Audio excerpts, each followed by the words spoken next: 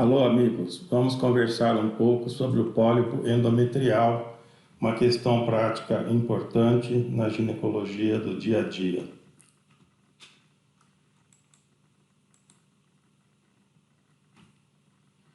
Os pólipos endometriais são lesões uterinas exofíticas, geralmente sésseis, projetadas para a cavidade endometrial.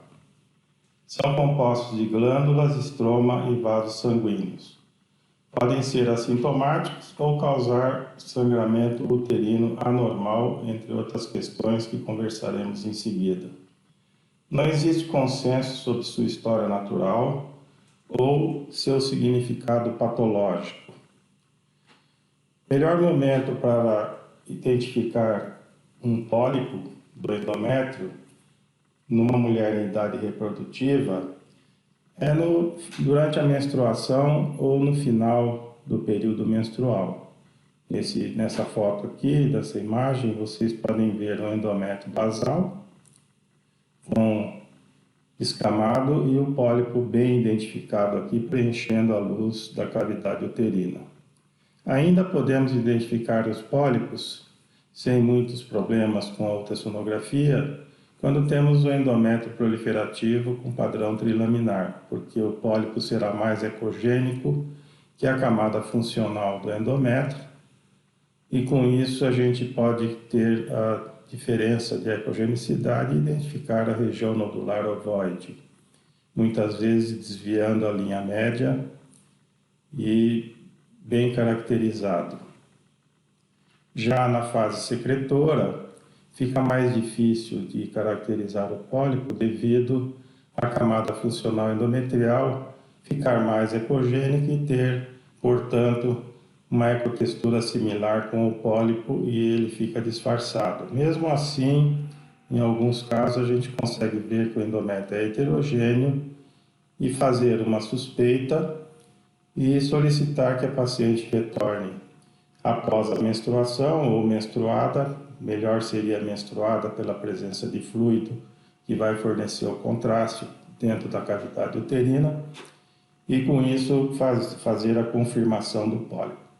Podemos lançar mão também do auxílio do Doppler colorido com o mapa vascular da região central do útero, e grande parte dos pólipos, não todos, aqui é um pólipo na fase proliferativa do endométrio com padrão trilaminar, dá para ver bem, né? E com o Doppler colorido podemos identificar, numa parcela grande dos casos, o vaso central do pólipo, do pedúnculo vascular, que faz o diagnóstico correto de certeza do pólipo. O Doppler é um auxílio interessante quando nós temos dificuldade de caracterizar essa entidade.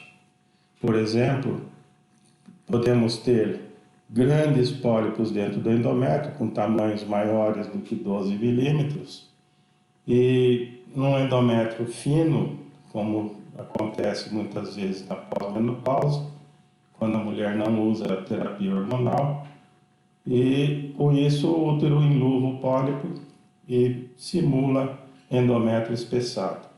Na verdade, com o mapa vascular, se caracterizar o vaso reto central, fica claro que é um pólipo, e então esclarecemos um diagnóstico diferencial entre uma proliferação de maior risco do endométrio e a presença de um pólipo.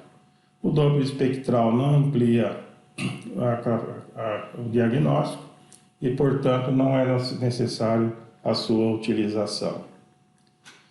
A ultrassonografia transvaginal com Doppler é o método com melhor custo-benefício para o diagnóstico do pólipo endometrial.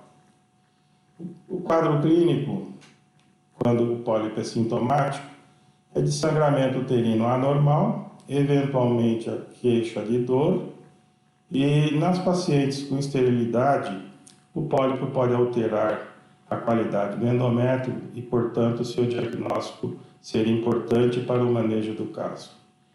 A maioria dos pólipos são assintomáticos e, portanto, serão detectados num exame de ultrassonografia. Aqui é uma paciente de 38 anos, com cólicas intensas e sangramento anormal, nós identificamos uma estrutura ovoide dentro do canal cervical. O sangue, né, fornece fluido que vai contrastar, então vemos um pequeno filme de fluido aqui em volta da lesão, uma lesão ovoide com um pedúnculo para trás aqui, e vejo o mapa vascular aqui com um vaso central e alguns vasos periféricos. O diagnóstico diferencial aqui seria entre um pólipo e um mioma parido. Tanto faz um quanto o outro. São lesões geralmente benignas em pacientes em idade reprodutiva, principalmente um mioma parido, provocam cólicas e sangramento anormal. A presença de fluido, né? Por isso que a gente, sempre que possível, examinamos essas mulheres no final da menstruação. A presença de fluido na cavidade uterina faz um contraste ideal para identificarmos o pólipo. Aqui nós temos as três técnicas, a imagem em escala de cinzas bidimensional, o endométrio basal aqui, porque ele descamou, né? Está no final da menstruação, o fluido, o pólipo contrastado com o mapa vascular, o vaso central caracterizando o característico do pólipo, e com o 3D aqui a gente vê em profundidade a imagem da cavidade uterina contrastada pelo fluido e o pólipo boiando dentro do fluido. Esse moco funciona como se fosse uma histerossonografia natural. Após a menopausa, sem uso de esteroides, sempre teremos um endométrio fino, né? A não ser que haja alguma proliferação anormal. E como o útero atrofia, ele vai enluvar o pólipo e nós sempre ficaremos em dúvida se essa estrutura ecogênica central aqui no útero se trata de uma proliferação endometrial de risco ou se é um pólipo. A paciente tem antecedente de um carcinoma de mama já tratado, ela está de alta, só sob vigilância. Uma paciente de 72 anos, tem hipertensão, usa medicamento antihipertensivo, então o Doppler espectral da artéria uterina vai revelar curva com diástole presente. Isso falsifica o nosso raciocínio com o Doppler, porque se fosse uma proliferação de risco endometrial, ela poderia estimular uma perfusão maior no útero, mas o tratamento da hipertensão provoca confusão. Lógico que vamos sempre prestar atenção aos antecedentes, aos medicamentos em uso e ao quadro clínico. É uma paciente assintomática, vemos com o mapa vascular o vaso central aqui reto, a hipótese foi um provável pólipo, confirmado com uma histeroscopia e, portanto, a ecografia prestou um bom auxílio, porque direcionou o resultado para uma lesão provavelmente benigna pelo fato da mulher estar assintomática. O risco de malignidade para os pólipos endometriais é a idade. Quanto mais idosa, maior o risco. Após menopausa, os pólipos na pós-menopausa têm um risco maior. E sangramento uterino anormal. Não houve correlação nesse estudo com outros fatores clássicos de risco, que seriam obesidade, hipertensão, quadros clínicos outros, diabetes, etc., ou com o tamanho do pólipo, a questão da malignidade. Alguns estudos dizem que pólipos acima de 12 milímetros têm maior risco de malignidade. Nesse estudo não houve essa conclusão. E dos casos de pré-maligno e maligno, que foram 2,9% do total, foram mais de 300 pacientes com diagnóstico histológico, todos tinham sangramento uterino anormal. Portanto, o fator de risco mais importante é o sangramento uterino anormal e, em segundo lugar, a pós-menopausa. Lembrar sempre que na senilidade, né, pós-menopausa tardia, o útero vai atrofiar, vai enluvar o pólipo e ele vai simular outras proliferações endometriais. Então é importante sempre saber do quadro clínico. Se essa paciente não teve sangramento, essa imagem que parece ser uma proliferação endometrial de risco, provavelmente corresponde a um pólipo inluvado pelo útero, que atrofia e vai comprimindo o pólipo, ele vai sendo moldado na cavidade uterina.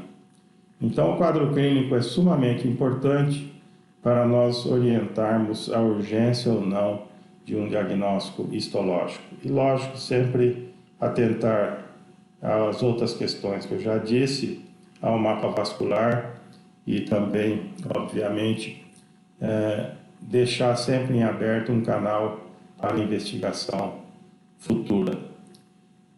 A prevalência é alta, né? Na pré-menopausa, 5,8% das mulheres são diagnosticadas por ano com portadoras de pólipos, e na pós-menopausa, 11,8%. E quando a pós-menopausa é assintomática, um endométrio maior que 12 milímetros, o achado mais comum é da presença de pólipo, que corresponde a 74,3% dos casos. Aqui um exemplo, uma pós-menopausa assintomática, um espessamento endometrial e com vaso central reto, então a hipótese é um pólipo, e foi confirmado depois com o diagnóstico histológico. Não há evidências de que o pólipo endometrial seja um marcador de risco para câncer endometrial. E a orientação da maioria dos autores que trabalham no ramo da ginecologia e também que fazem intervenções é de remover os pólipos quando associados com sangramento. Esse é um fator importante, então o ecografista tem que estar atento sempre ao quadro clínico, sangramento ou não, e aos antecedentes e também ao uso ou não de medicamentos. Muito obrigado pela atenção.